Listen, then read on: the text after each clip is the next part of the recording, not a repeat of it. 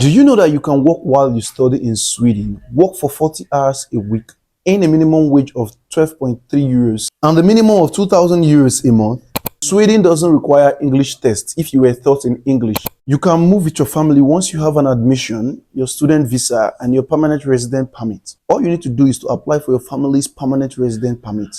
Unlike a few European countries, Austria and the likes, that stresses you on legalization, verification, or authorization of your documents, Sweden doesn't require you to go through all that stress that could take you over a month to process. Sweden is in the Schengen region, which means you can travel and explore over 20 European countries, look for a job, and settle. You also have the opportunity to apply for a postgraduate study visa. This postgraduate study visa allows you to look for a job in Sweden over 12 months after graduation. Hello, this is Research Prodigy, and in this video, I will take you through the process of being a student in Sweden. The first thing you want to do is to visit the Sweden government student website. Log on to universityadmission.se. You will be required to pay an application fee of 90 euros. Tuition in Sweden ranges from 5,000 euros to 11,000 euros. It's flexible as you can pay in installments. Upon admission, you'll be required to pay a tuition deposit of around 50% of your school fees. If you are looking to apply for undergraduate studies, that is the BSc, here are things you need to know. First thing you would need is your passport, which is a means of identification that you are a national of a country. You also need your WAEC or NECO results to apply. So you want to get a scratch card, a WAEC or NECO scratch card. Don't use it, send it to them for verification. If you choose to apply in individual schools, you have a limited number of applications to do. However, if you apply on the Sweden government student website, you will have 8 schools to apply to at once. What this means is if you want to apply, you can apply to 8 schools at the same time. If you are looking at postgraduate studies, that is the MSc, you would require your international passports. In addition, you will need your transcripts. This transcript to show everything you did in your undergraduate studies. That is the course that you took from year 1 to your final year. It is a breakdown of all your scores. And they will need your unofficial transcript for application and your official transcript once you are a student. You also need your BSc certificate or your statement of results. In addition, you will need what we call the motivation letter. The motivation letter should carry details about you. Why you chose the school, why you chose the course, why you chose the country. What impact would you make after studying this course? You want to pour down your heart, pour down everything you have in your head. It has to be really competitive because there are diverse and many other applicants like you. You also need your academic CV.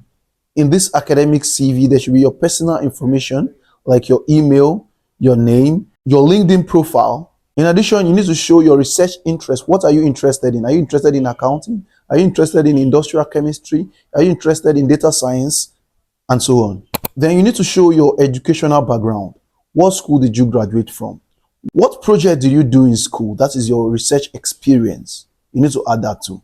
To further boost your chances, you need to show your work experience in the CV, your volunteering experience, what you have done for free, awards and honors you received from school or from work. You can also add additional courses you took on Coursera or other skills platform.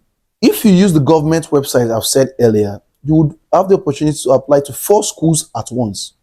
This means if one school doesn't give you admission, another one can give you admission. If that doesn't, the second, third, and fourth option may give you admission too. Here, what you should know if you are qualified, fit, and admitted. The first thing you want to do is to go for your visa interview. For your visa interview, there are 2 ways to apply. It's either you apply online or you go to Swedish embassy in your country. If you are applying online, log on to migrationverket.com. Whether you're applying online or at the embassy, you must book an appointment date. This student visa will cost you about 100 euros. You will need to fill an application form.